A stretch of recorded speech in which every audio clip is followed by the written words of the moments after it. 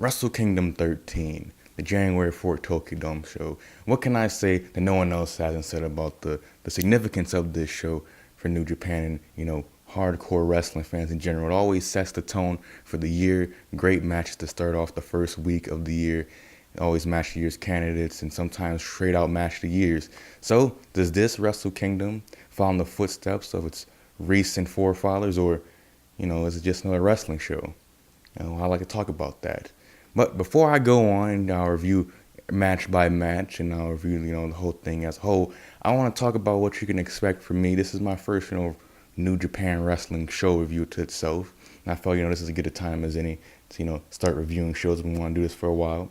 But there's one thing you should know, and this may be like a horrible caveat that may get a lot of you to click off. I haven't watched New Japan for the whole year 2018. I watched the whole 2017, but I never really, got the gumption or the feeling to watch 2018. I watched one match, which was the Kenny Omega Okada match at Dominion. Besides that, I know nothing, pretty much nothing, besides, the past of these characters, not the past year of all these characters. But I still feel like I got some stuff to say about this about this show in general. And if you feel like I'm speaking out of ignorance, well, that's because I am. Another thing about my watching experience that may influence my opinion, I watched this with Japanese commentary. I normally not watch the English commentary because I do not want to be influenced by the English commentary. Because this happens to me all the time in WWE, where they'll say a match is great when it's really not all that great, or one of the best matches of all time. Like I remember it was 2017 with John Cena versus AJ Styles Royal Rumble, and JBL was fucking jizzing himself over how great this match was. It was great, but it wasn't like all time, but whatever.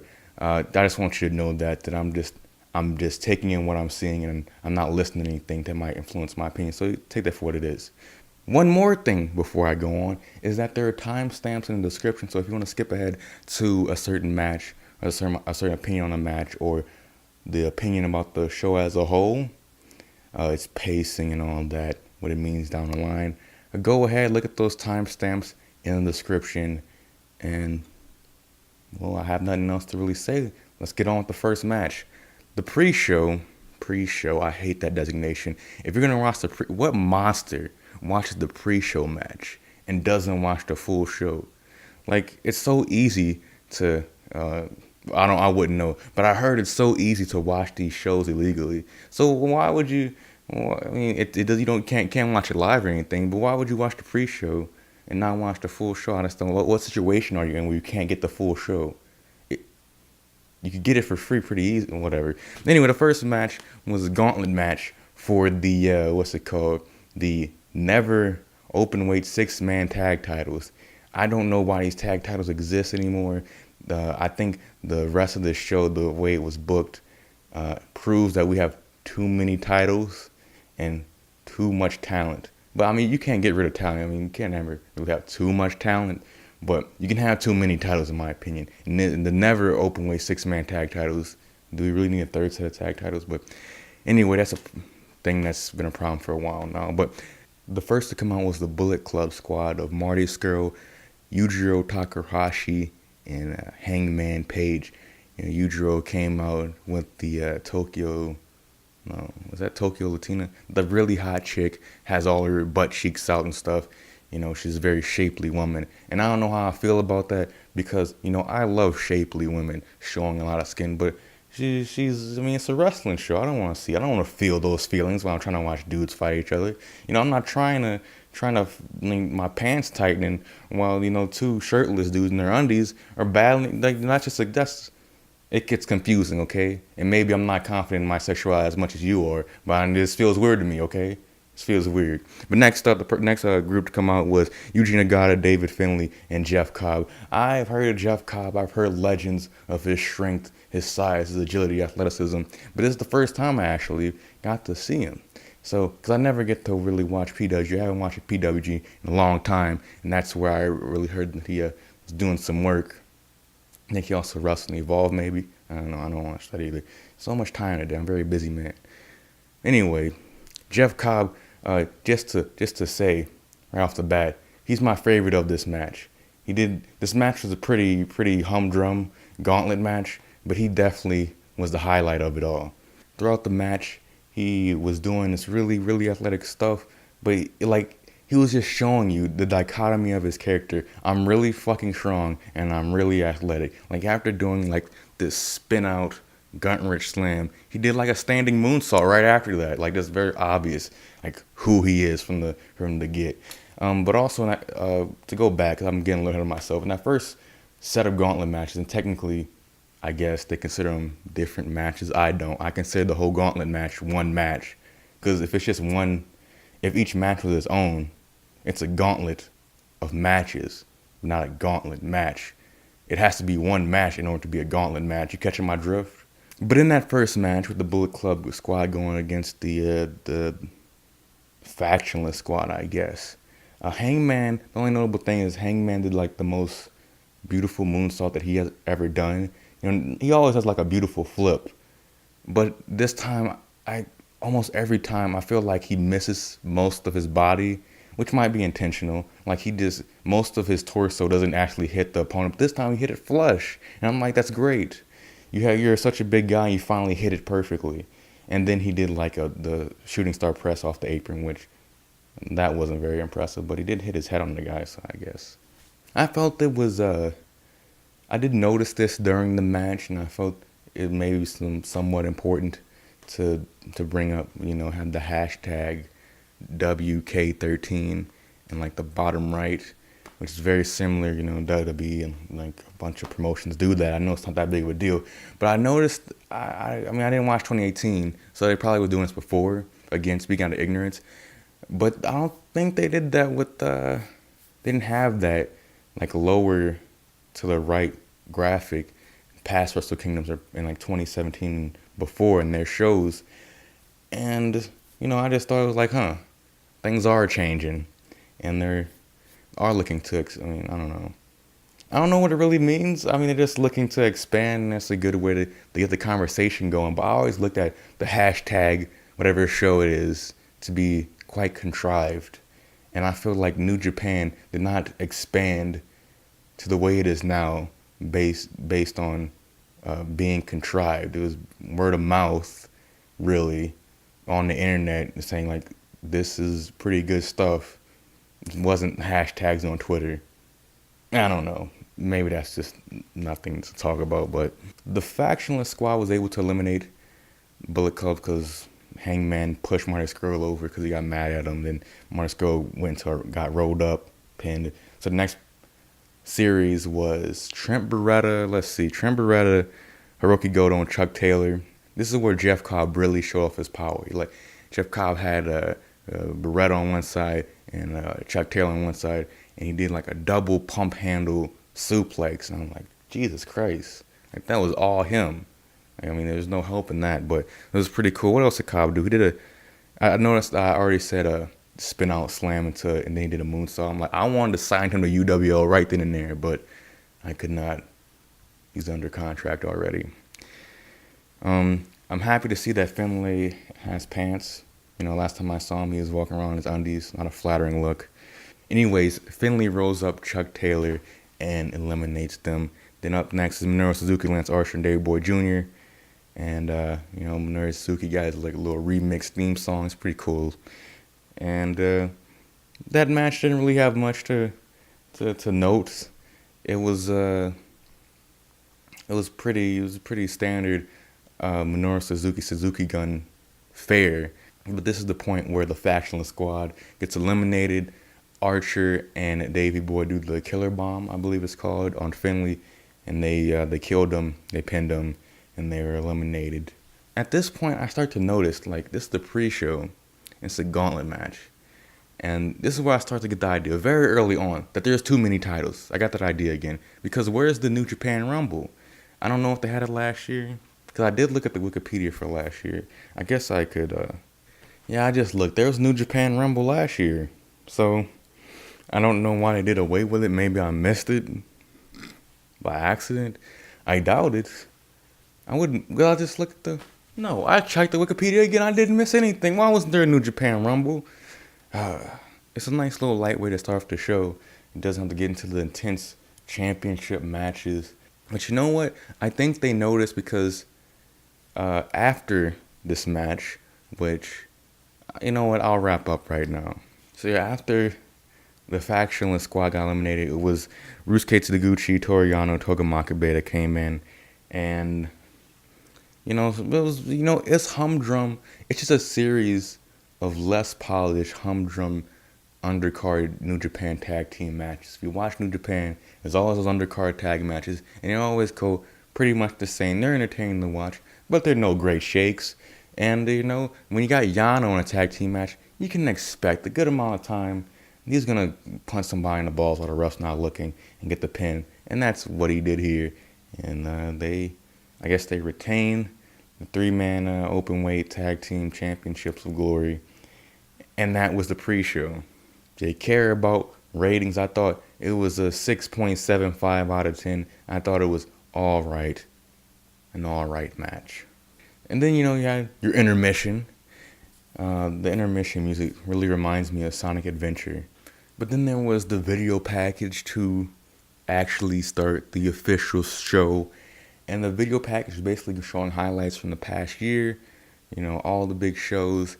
And as they were showing highlights of those big shows, they were like, Wrestle Kingdom 12 in the bottom left. And under Wrestle Kingdom 12, they say attendance 36,000 or whatever. And after every show, it'll be the attendance. And I wonder why they felt the need to do that. Because I like to study or just observe how companies think of themselves, perceive themselves, and why they felt the need to do that. Because you could take it as they're being insecure, or that there's really the negative side, I feel, of the situation would be saying that they're insecure about their size, and they need to show off how big they are all the time. But then, a realistic side of me says that, no, they're celebrating their magnificent growth over the past so-and-so time. And 2018 was a very good year for them, and it's been indicated by the attendance number with this Wrestle Kingdom, which, according to Wikipedia, was over 38,000, which is the biggest Wrestle Kingdom, I believe, because I think the last biggest Wrestle Kingdom was 9, maybe 10. But 9 or 10 had 36,000. I think that was the record until, if the 38,000 number is true, I guess this will break it then. So that's nice. I'm very happy for New Japan, and I'm very excited for 2019. Speaking of 2019, they went over the schedule for this year, the show schedule, and there's a couple notable things. One big thing is, I don't speak Japanese, but from what I saw, they seem like they're breaking up Wrestle Kingdom into 2 days. Now, I hope that I didn't read that wrong, because I didn't look it up or anything. I didn't do any outside research besides Wikipedia and what the show gave me. I didn't see what anyone else was saying about this. Again, I just want to give you my opinion. But it seemed to me that they're breaking up Wrestle Kingdom in 2020 in the 2 days, which I'm not mad at. It's not a bad idea. At first, when I first saw that, I was thinking, oh, do you really want to do that? I don't know. That's kind of weird. This is the biggest show of the year, and now it's going to be the biggest shows of the year. But they have the luxury of doing that, which I don't think any other major promotion does. The WWE doesn't have 2 titles. Well, I guess they could. Actually, now I think about it, could have a SmackDown WrestleMania, but that's stupid though. I don't know. I guess the WWE could have a SmackDown WrestleMania, have a Raw WrestleMania. New Japan will have the Intercontinental title be the main event of one Wrestle Kingdom, and then the heavyweight title will be the other Wrestle Kingdom night. So I don't think it's unfeasible, and I don't think it's a completely bad idea, especially watching this whole show where I feel like matches that had the potential to be very great, got cut in time, I felt. Maybe that isn't the case, but I looked at the times at all these matches, and it felt like, when I was watching it felt short, and I looked at the actual time, yeah, that was pretty fucking short for who was in it. Other notable thing is the super card happening in Madison Square Garden. That's going to be a pretty big deal. I haven't been really keeping up with the wrestling news, but I'm trying to get back in the swing of things, and I would really like to look into WWE's reaction to that because that is that's your palace. That's your territory. New Japan's gonna run up in that. I don't know if it's sold out. Probably going to be. I see no reason why it wouldn't be. If there's a wrestling show in New York, a big wrestling show, I imagine that people want to go to it. It's New Japan. I don't know. That's not. I just realized I just said a bunch of nothing there. I have no evidence saying that it would be sold out. I don't know. I don't think. I don't know if the last what was it called? The last spring show in the U.S. I don't think that sold out actually. So I think was it? I don't know. I don't know what I'm talking about. Anyways, another notable thing that I noticed is that New Japan finals, I mean not New Japan, the G1 finals this year are not being held in Ryogoku. They're being held in Budokan Hall, which I'm guessing Budokan is bigger.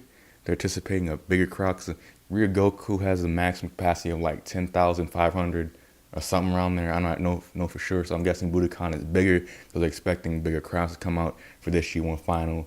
And I didn't know, because ever since I've been watching New Japan, it was in Ryogoku, and I felt like that was a very special place to have the show. It had an aura about it.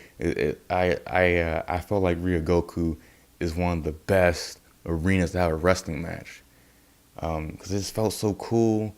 The entrances are on diagonal to the ring, not straight on. It felt so small. Technically, it's not like a basketball arena, like a lot of or a football or baseball stadium. It's Sumo Hall, Budokan Hall. I think I watched like a DDT show there, but I don't remember how the layout is. But anyways, that's interesting to me. I think they're going to a bigger venue, if that's true. Anyways, I'll be reviewing every big show this year, and hopefully my reviews become more cohesive, coherent, and cogent, if that word even fits, throughout the year. I also make an attempt to review like every small show, not giving them their own individual video. But like Fantastica Mania has six shows, I believe, and I'll be reviewing that over the course of 3 videos this month. So that's what I'm aiming for. I might not have time to do all the small shows, but that's what I'm aiming for. And one more thing about the company's perception of itself. I remember, and I skipped most of the highlight package because I don't want to see the highlights. I don't want to see it. But I did say something about the 2018 was a new era of New Japan, which I do not like new era.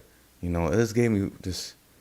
I haven't watched WWE, quite some time, but this gave me flashbacks to when WWE always says a new era.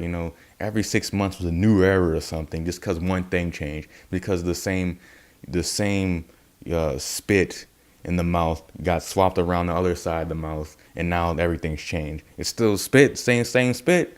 How about you get some new spit? No, I like the old spit. I'm like, why don't you just brush your teeth once in a while and maybe things will get better? You don't have to just act like it's better. You can just be better. That's a different problem from different day. I know that analogy didn't really make sense. But anyways, WWE will always use that new era thing each time there'd be a shakeup or a draft originally, or basically every time after WrestleMania when like a couple new dudes come up, it's a new era. Like, it's not. It just feels like it's such, again, it just feels so contrived, but you couldn't make a case that's a new era, but you can make a case that 2017 was, because that the Wrestle Kingdom 11 rose New Japan's popularity greatly. But you can also say the new era started when AJ and Shinsuke left, which led the open spots in the big four for Kenny, and to have why am I blanking? To have that fourth spot be rotating between Naito or Tanahashi or Jericho. You just have that 2 open spaces now. When AJ and Shinsuke left, I would say that's when the new era started, was in 2016 Wrestle Kingdom. But whatever, they call it whatever. I just like, again, analyzing how they perceive themselves. So now we're back to another match. It was Kota Ibushi versus Will Ospreay. Never Openweight Championship match. Kota Ibushi has the championship. He was defending it. And I have to say that this match, I'm not going to give you a blow-by-blow because when a match is great, I am so sucked in and I'm not taking notes. And since that I wanted to get this review up in a timely manner, I just started kind of recording whatever bullet points I had while I was recording the show, and I didn't go back to actually refine it anyway. Probably shows, but I don't really have any hard notes about the blow-by-blow, as I said. And I would just, I don't know what to say. Will Ospreay does it's always the same acrobatic, athletic moves. The obvious spot to talk about is when Kota Ibushi was in the trio rope position, and Will Ospreay was was on the ground sitting on his butt, and they were exchanging big open hand, strikes to the face, and then Will Ospreay had enough and he started kicking him in the face. I'm like, oh my God, I hope he didn't kick him in the eye. And then I realized, after a little bit, they didn't kick him in the eye. He got kicked in the nose, and his nose was dripping with the old red stuff. So it was I just feel like at that point, I knew this was going to be great.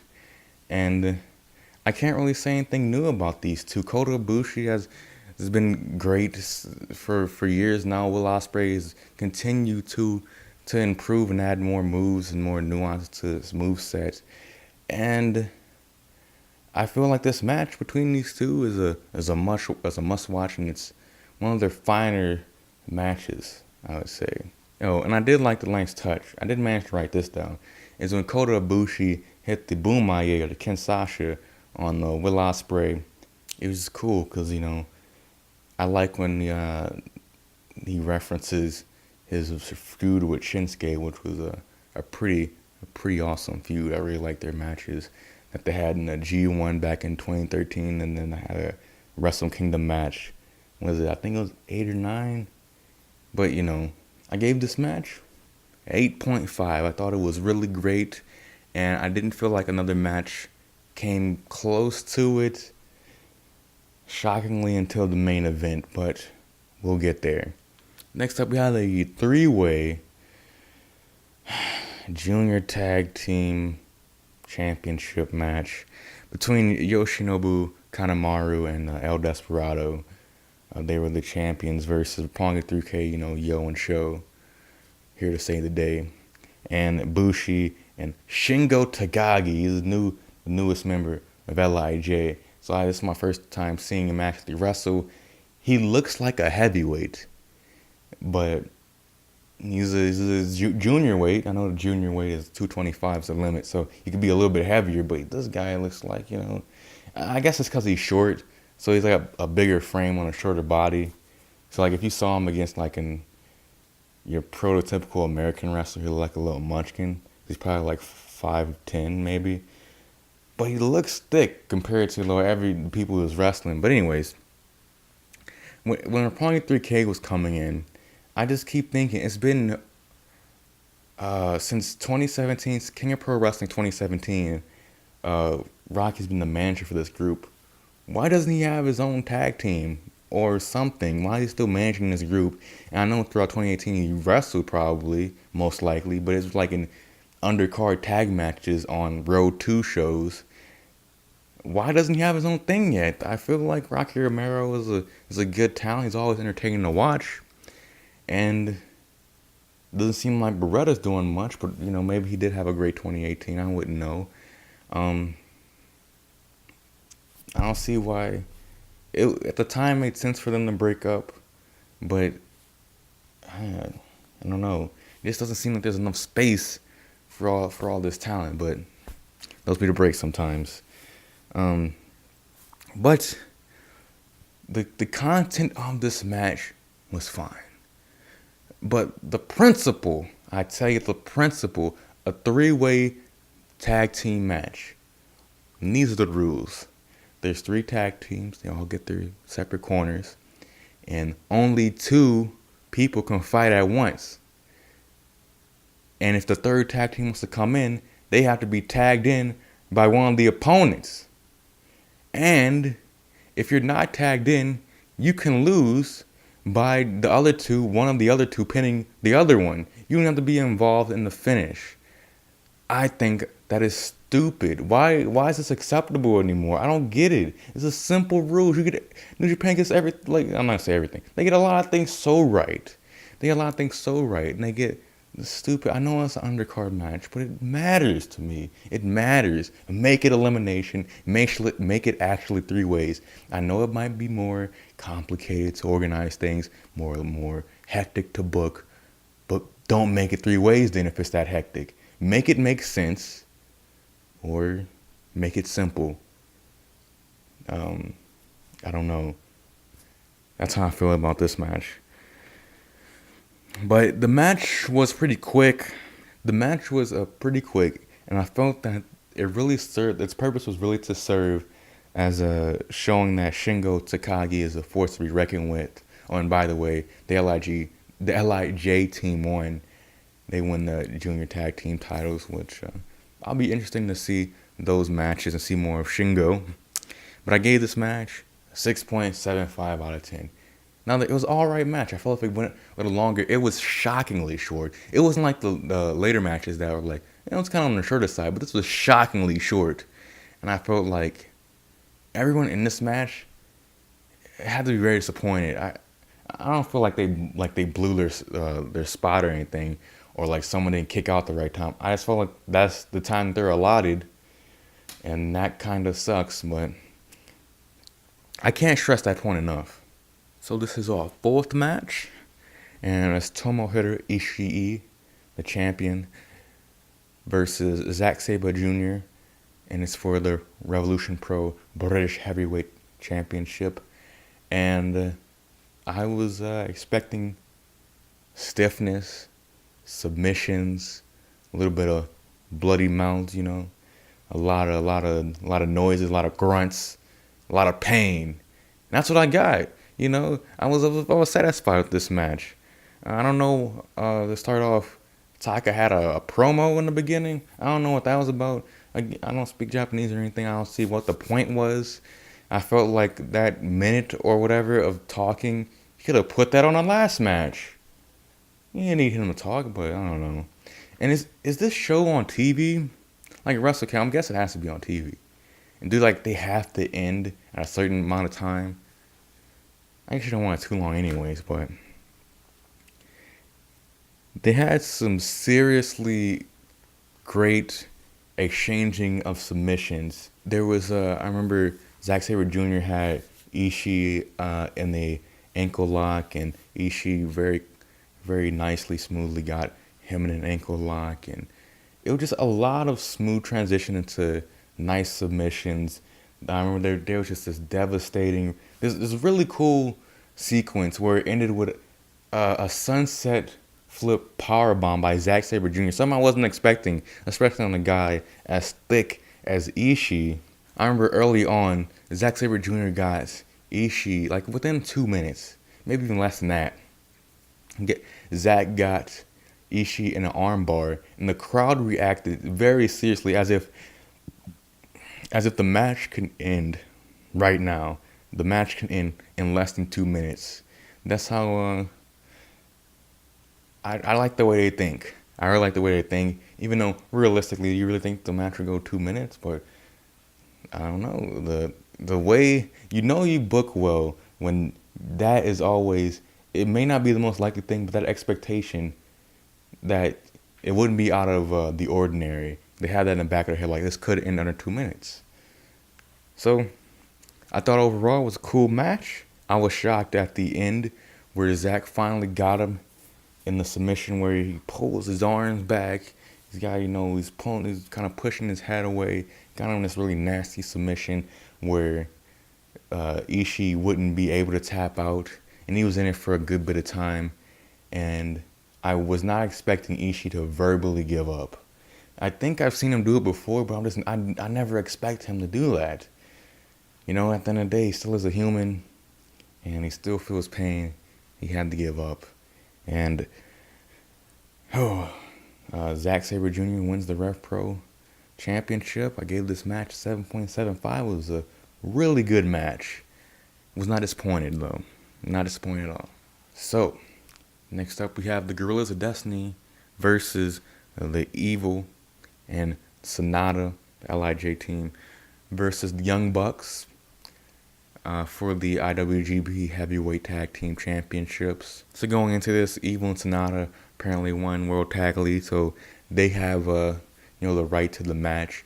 And I'm guessing what made this a three-way, I don't know, I'm just thinking this right now, is that Guerrillas of Destiny beat the Young Bucks at the last big event for the championships, and the Young Bucks want their rematch, but also Evil and Sonata are entitled to their match at Wrestle Kingdom, so like make it a three-way.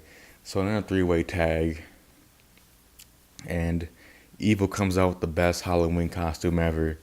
And I like how finally, I remember before he had the scythe, and it didn't, to most people, to me it looked kind of realistic, but to most people made fun of it and said it doesn't look menacing at all as soon as the lights come on. But this one had chains on it. I think it had a little more adornments on it, and it did look pretty menacing. He did look like a pretty menacing guy at first, but then I noticed that he was struggling to see forward because his hood kept coming over his eyes, so he had to do this and then walk 2 steps and then do this and then walk 3 more steps, and he kept checking until they actually said his name. The announcer said his name, then he pulled his hood off, and I'm like, you could have got it resized, took some material out the hood so you could kind of see as you walk, but and Sonata looks pretty cool with blonde hair. Next up, the Bullet Club comes out, and Jado, notice that Jado's in the Bullet Club. I'm like, huh? This doesn't quite make sense. And then as the show went on, I put 2 and 2 together. But same stupid rules in the match, and the last match I didn't feel like it stared at the rules, shone light on the bad rules so much. I guess because I didn't have time. But this match really did it when Tonga Loa had the opportunity to break up the sharpshooter that one of the Young Bucks were doing on, I think it was on Evil. And Tonga Loa just didn't break it up. He just looked the Young Buck in the face and said something, and then walked out of the ring. But why wouldn't you break it up? He could have won right there. And that's his finishing submission. He could have won right there. I don't get it. He's not allowed to do that if he's not tagged in. Who gives a shit? I'm going to lose anyways if he taps out. It's stupid rules. Just make it elimination. Then it allows for better strategy and, more complex storytelling. And it allows you opportunity to do better stuff, but I guess it's not their objective with these undercard tag matches. And I feel like it's a wasted opportunity. Even though under limited time, you can still pull some creative stuff off. But I did like the part when Sonata had a little over the top rope cross body party. He had 5 cross bodies, and it was really cool. A really athletic guy. So shortly after that, Jado and Bad Luck Fale get in the ring to interfere, do some dumb shit or whatever. And I don't remember what their interference was, but I know it was pretty ineffectual. Jado got thrown out of the ring, I believe, and Bad Luck Fale does what Bad Luck Fale does best, and that's get clothesline over the top rope to the outside. In almost every match he does that. He gets on the top rope, puts his hands on the top rope, and he gets clothesline to the outside. Does it every time. And he nails it perfectly. All in all, I did feel like this was a pretty good match. Stupid rules, but pretty good match. 7.25 if you care about ratings. The U.S. Championship match. Cody defending his title versus Juice Robinson. And I tell you right now, I continue to be, with every Cody match that I've seen, to be disappointed by him. Because I feel like he has pretty great ideas for story, for character, but I don't think he has great matches. I haven't seen. He has great matches. I haven't seen him. If it happened in 2018, obviously I haven't seen him. But I don't know. I remember I saw all. I watched All In. In 2018, and I feel like that underwhelmed. That was definitely a bigger match in my opinion than this. That was a bigger match in terms of that show. Maybe it's probably on par for that show. But for him and the importance of that NWA title, I feel like that was a pretty big deal. And that's when you bring your best ideas out, have your best match. And it was pretty good, but it disappointed me. So I didn't have high hopes going into this match. I do like Juice Robinson a lot, and I hope that he won. And Juice Robinson came out in his entrance looking like a pimp leprechaun. I don't know. I'm not good with the analogies, but I remember though, now that I say it, I'm looking at my notes again. They had, at Wrestle Kingdom 11, they also had a match. It was Cody's first match in New Japan, and there was Juice Robinson's, I think, his first singles match at a Wrestle Kingdom. Maybe one of his first singles matches at a big show at all. And I remember that match being pretty good. For what it was like the second or third match on the card, was not for a title. And, it was probably like 12 minutes long maybe. It was a decent length. I enjoyed it for what it was. And going back and watching that match, I remember that match pretty vividly for some reason. It was pretty standard wrestling, heel, face, it's standard stuff. And with this match, it's you can tell the difference in the character since then. How he has Brandy coming down and actually heavily interfering in the match. And she done this before where she'll go in and protect Cody, try to protect him physically. But like if the guy go to the top rope, she'll cover Cody with her body on the ground and so like, you wouldn't jump on the top rope and hit me. And I'm like, come on. And then she'll, like Juice Robinson was winding up for a punch, I believe, and Brandy got in the way, something like that. And like, you wouldn't, like, come on, hit me. She was like, come on, hit me. And I'm like, I wish she kind of did. Like, what the fuck are you doing getting in the ring? I don't know. I know it's supposed to be like a heel thing, but it doesn't make, come on, that's very, aren't we over that? That doesn't make me enjoy the match. It doesn't make me enjoy when you lose. It makes me not want to see you wrestle. But maybe that's just me though. I feel that it's cheap heat, especially cheap. And I don't even think it doesn't even work as heat in Japan. I don't think they don't react to it like that, at least. But I don't know. I don't really like Cody's character. Not really a big fan of Cody, but Brandy eventually gets ejected. I remember at one point Cody hits this really awkward kill switch. Juice Robinson calls it the Pope Friction, which is a porno. I don't get why I called it that, but it looked when Cody hit it, it looked pretty awkward. It's like he never did it before. And Juice hits Cody with the Crossroads. I remember Cody getting an upper hand at one point. He takes off his weightlifting belt. He whips Juice with it once, throws it out the ring. He doesn't get disqualified, because New Japan's kind of lax with their rules. I'm okay with that, I guess, to some degree, being loose with the rules. Long as you're consistent, I guess. But Juice gets whipped with the belt. Juice eventually comes back and wins with the Pope Friction. Gets the U.S. Championship. It was quite short. And it felt lacking. I gave it a 6.75 out of 10. I was very happy that Juice won. So going forward, I hope he has many great defenses and goes on to have a nice career. I remember watching a little short documentary that New Japan does, on the road, and I hope that his father, who watches him, I hope his father was at home watching that match and is very happy. You see what documentaries about your wrestlers doing doing documentaries about their families and stuff, making them down-to-earth characters. It makes me care about them. And I care about Juice. Cody's not down-to-earth, you know? That's obviously not how he acts. That's obviously not who he is. He's obviously, he has wrestling in his blood, you know, wrestling in his family. He's a big wrestling fan. This is his life. But I don't believe he's a dickhead, though. And that's his character. It's just a dickhead heel wants to protect this thing. It doesn't work. I just don't think it works. I mean, obviously it works enough, I guess. I just don't like it. It works for business, but maybe not for me.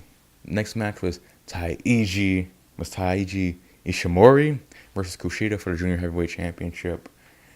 And when Kushida came out, like the entrance first hit, I legitimately like got concerned and like, oh my god, Kushida got shrunk. For like a split second, I'm like, oh my god, Kushida got shrunk. I was gonna wrestle, but then I realized, oh, it's just like a little kid in a very realistic mask in my eyes, and you know, it's like his entrance like a little Back to the Future skit with what's his name, Taguchi being what's the character's name, Doc. I don't know. I never watched Back to the Future, but Kushida eventually comes out to the ring, and they have their match. It was a really good athletic match. Kushida was, you know, trying to hit that hoverboard lock all the time, as he always does. Hit some really vicious small package drivers. Taiji did some, man, he did some really, I'd never seen him wrestle before, and I was very impressed. I love when he did like the double knee stomp, like in the mid of Kushida's run. That was pretty cool. There was a lot of cool athletic spots in this match, but again, plagued with the same thing. It's really short. I gave it a 7.75, even though it was kind of on the short side. And maybe I'm just conditioned to expect very long matches for some reason. Like I want all the matches to be long. But I don't know, it just feels short. I don't know. I hate to keep bringing that up. I feel like that's important. So next up we had Kazuchika Okada versus Jay White. And, you know, they played a video package. This is my understanding of the storyline. So, after Dominion, when Okada lost the title after having the longest reign with the IWGP heavyweight belt, I'm guessing Goto felt like he knew that Okada's time was coming to an end because he took so much physical punishment. He cannot take much more, and obviously, yeah, he reached his breaking point.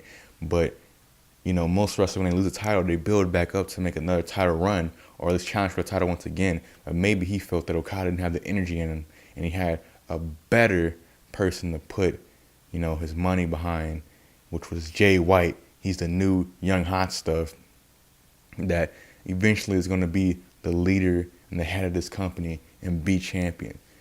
And I'm guessing that's a storyline. And Goto turned on him one day, hit him in the back with a chair.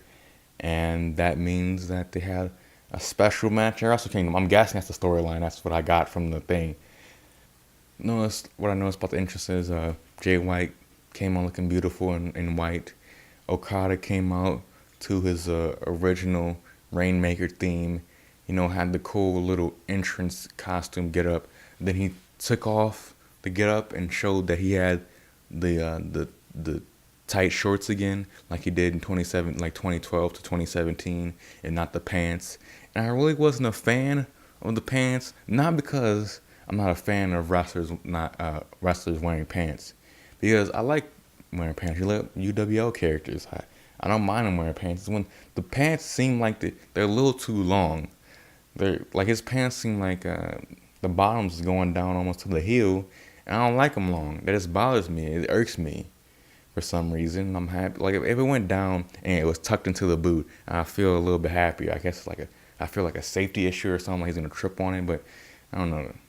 I shouldn't be. This guy's like a really coordinated athlete. I shouldn't be worried about him tripping. I trip on the way to the refrigerator trying to get a handful of almonds, and I'm trying to critique this guy. Anyways, it should be noted that Okada is my favorite wrestler, so it does color my perception or my desires, obviously, of this match. I was really sucked into this match. I felt that things were going really good. A nice back and forth. The Rainmaker dodges and Okada just constantly going forth the sequences. He's mastered the art of the Rainmaker dodge sequence. He got it. It was a really good one here. That was the most notable thing about this match. But the ending, I should have saw it coming, and I really wasn't expecting it. Jay White hits the switchblade and wins the match. And I was throwing a temper tantrum. I almost threw a temper tantrum like a little kid when Jay White won, because I really didn't want him to win. I feel like the story should end with Okada winning, or the first part that should end with Okada winning, and ultimately Jay White wins. But obviously, the end is not anywhere near, because Okada's like 29 and 30. He has a lot of time left to have this story see its way through. So I can't be that disappointed, but it was a really good match. I gave it a 7.5 out of 10. So we're heading on to main event number 1, which is Tetsuya Naito versus the Intercontinental Champion Chris Jericho. Now, I'm a very big fan, obviously, of Tetsuya Naito. His favorite matches of mine are the Kenny Omega matches and the G1. You know, Okada matches over the years. I don't know, he matched Shibata. I just like this Kota Ibushi match was great. I mean, I just like this guy. I can't name. It's not like some wrestlers I like because they have like this one match I can name. I just like who he is.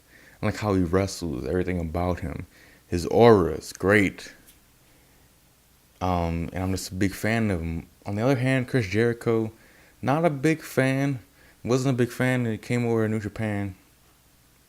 But I'm not really a big fan. Like, he had the Intercontinental title in the first place, but I'm not super mad at it, I guess. Because apparently he had a really fantastic match at Dominion when he won it, so I can't be too mad at it. In WWE, in the latter years of WWE, while I say like this decade, I feel like he hasn't really done anything that was too notable. I mean, I remember when he was tag team with Kevin Owens, people thought that stuff was really funny. I didn't really think it was all that funny. I don't think it was all that entertaining. And I felt like that blow-off match at WrestleMania really wasn't all that good either. I don't know, it just felt like this decade for Chris Jericho outside New Japan, and while NWE was kind of whatever. I remember when his best match this decade was supposed to be, I looked at his ratings, Dave Meltzer star ratings. I like to look at that sometimes to see. I can go back and watch a great match. Sometimes I get bored. You think when I get bored, I want to watch wrestling. I'll just go back and watch 2018 New Japan. But that's not how I work sometimes. I'm an irrational being.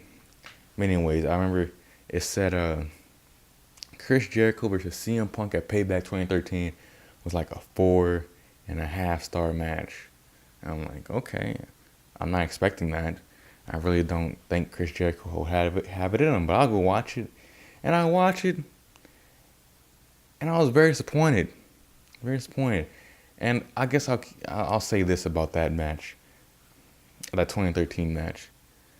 Is when your story is about one guy basically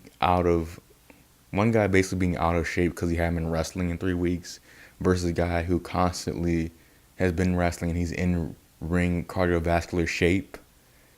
And the guy who's in cardiovascular shape is, running laps around him and hitting a bunch of moves, has better stamina, can last a lot longer.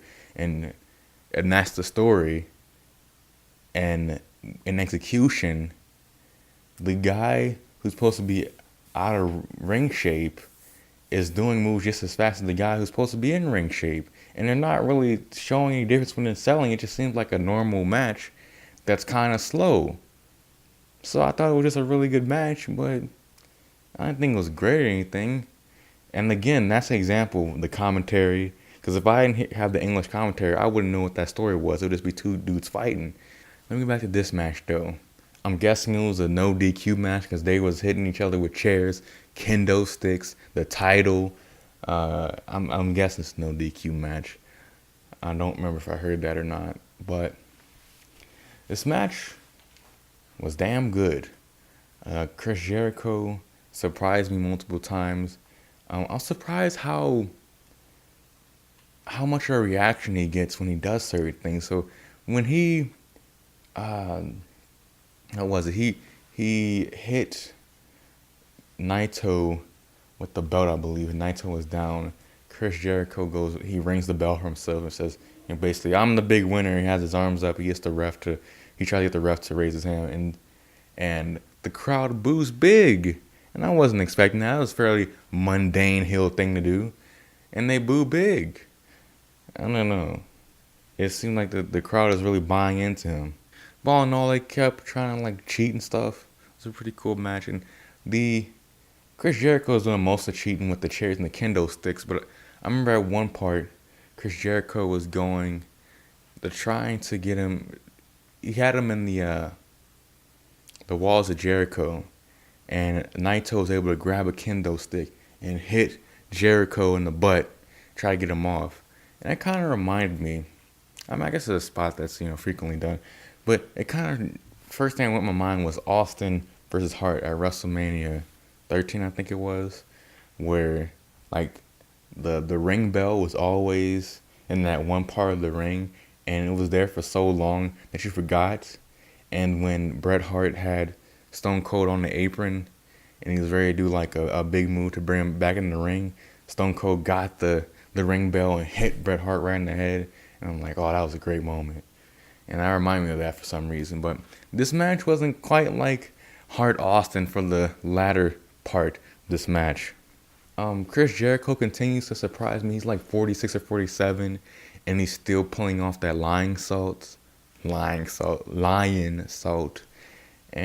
that's it looks pretty tough to do because there's less room to rotate than a moonsault off the top rope, obviously.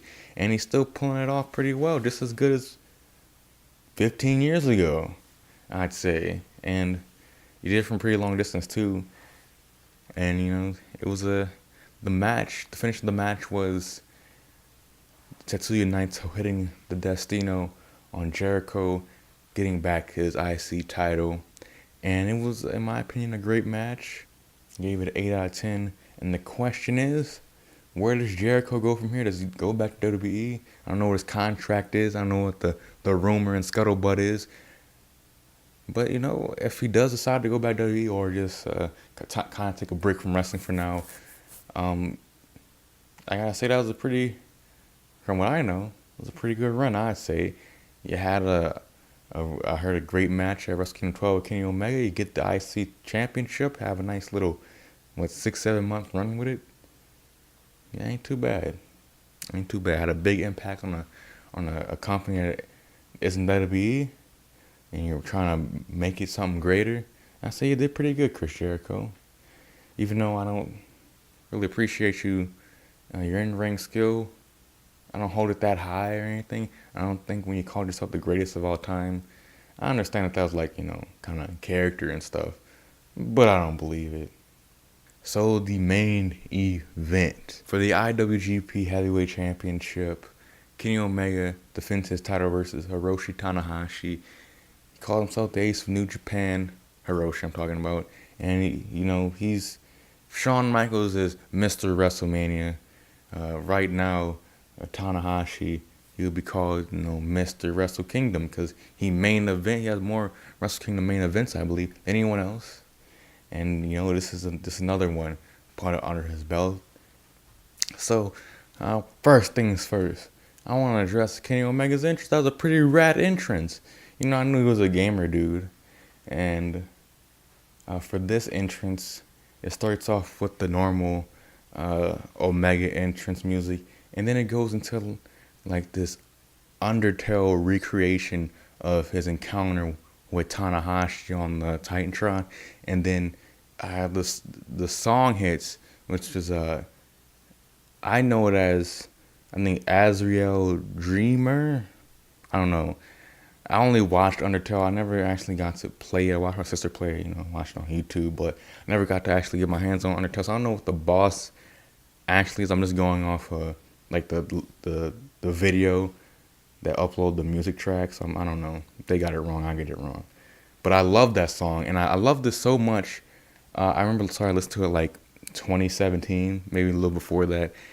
And I remember I loved it so much. I got the idea to put entrance music for my career in 2K17. I actually used that song once, I believe, in an entrance motion, and so you could tell that I had my dream, my fantasy kind of was to play that song in the wrestling, like see that in real life, have that as a wrestling entrance theme, and it was really cool. That came out of absolutely nowhere to see that theme for one of my favorite wrestlers, and it perfectly fits him. He had a really cool attire too, and I could tell that's something that he really wanted to do. And at that moment, like, this guy in the main event in Wrestle Kingdom, he's the IWGP heavyweight champion. He's been like one of the leaders in this company that's been rising, and it's been doing great monetarily. He's doing monetarily successful. He's a part of the Fire Pro Wrestling video game, one of the main what's the word? Proponents? No, one of the main characters in that game, whatever. And now he gets to have like this video game entrance. It's another passion being infused into his main career. I don't know, something about that just makes like this guy, he's living the dream.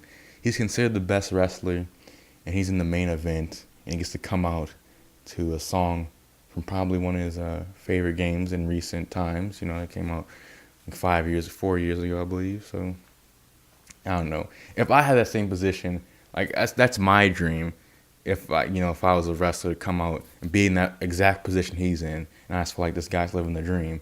I texted that to my sister actually. She thought that was kind of funny that would be somebody's dream, but it's a pretty cool dream. What video game? I'm not being this. I was thinking like, what video game music would you come out to? Because I don't know if people usually think video game music has good entrance music, but I think video game music makes magnificent entrance music. My entrance music would probably be Roller Mobster by Carpenter Brute. I know it's not video game music, but I heard it during Hotline Miami, so I know it from a video game. I guess I have to go exclusively video game. I would think, the Doom title theme. I love Doom 2016's title theme. It's badass. But you gotta be a real monster to pull that off, in my opinion. But anyways, to the match. Throughout this fucking match, especially towards the end, Tana's ass crack. In the beginning, I'm like, this ass crack's was constantly on the verge.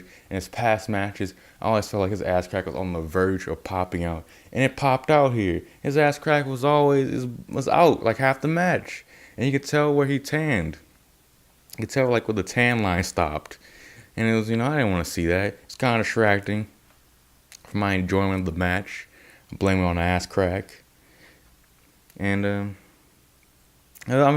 overall, there's a lot of cool spots in this match. The Hirooki, Tanahashi doing a Styles Clash.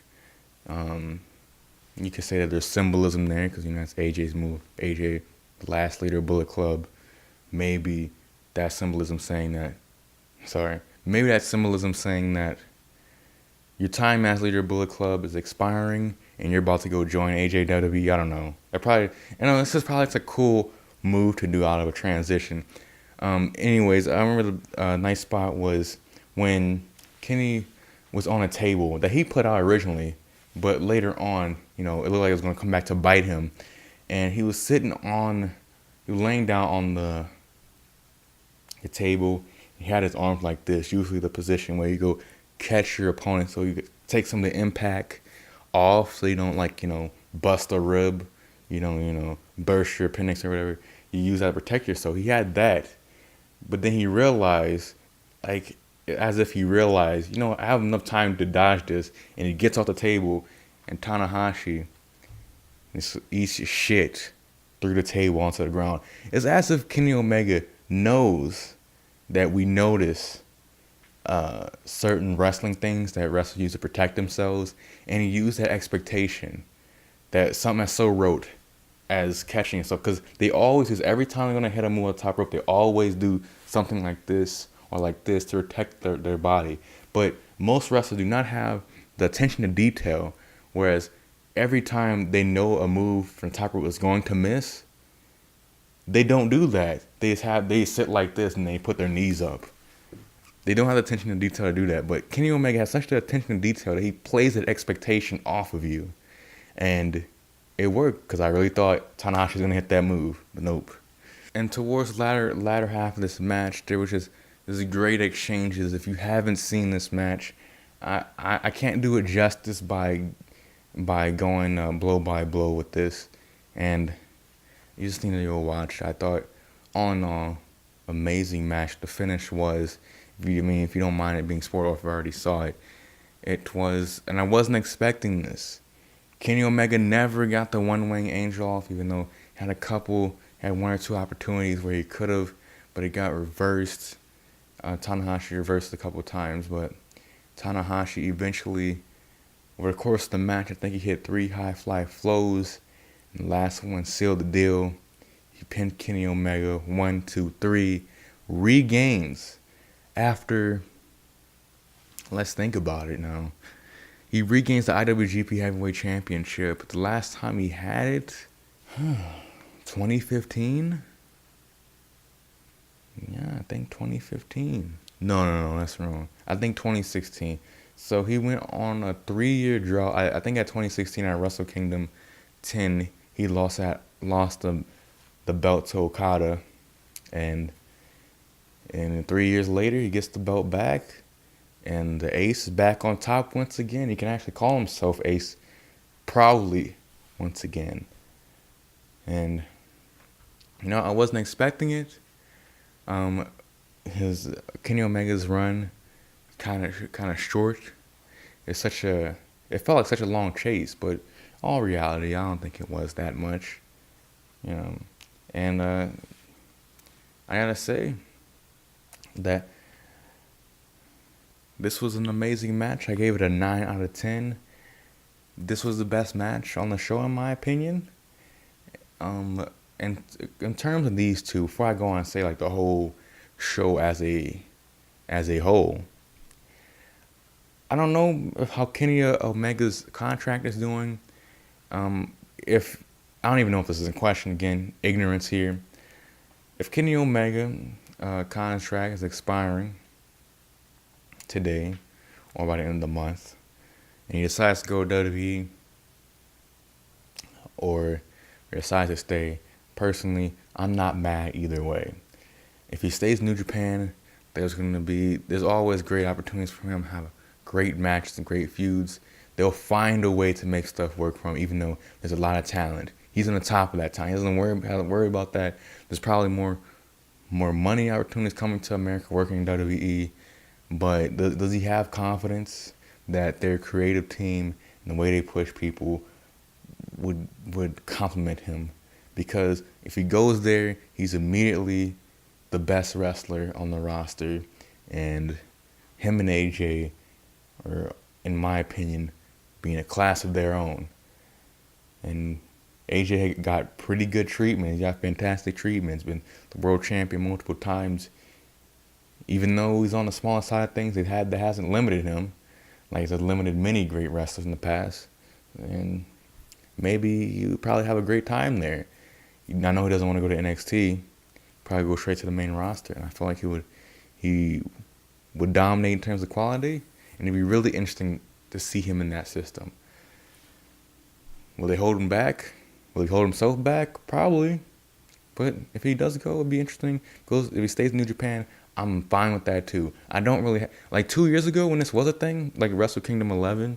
I really wanted to see him stay in New Japan, but now after 2 years, I'm like, if this is it, you had a fantastic run. If you stay, let the party roll on. So again, I still don't know if that's even a thing, if the contract is even close to expiring. So Wrestle Kingdom 12 was a really good show. but had pacing issues.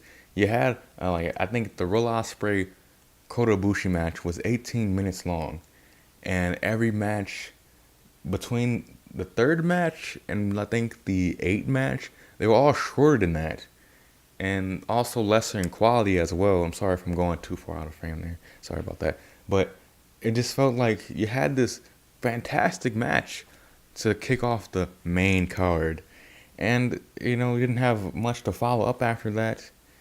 I don't know. It was oddly paced, but I forgot to mention that the Will Ospreay Kota Ibushi match, that's a show-stealing match. Not any bullshit that Dolph Ziggler been saying his whole career that, you steal the show. No, you ain't stealing shit. If you have been stealing anything, as Jim Cornette said, that's petty theft. But this is what stealing a show is. That is a great match. Dolph Ziggler never had a match like that. I don't know. I just felt like I need to say that. Fuck you, Dolph Ziggler. You're not that great. You're not that good at really. And I hope you really don't think yourself that highly, because you're really not that good. Hopefully it's just the character, but needlessly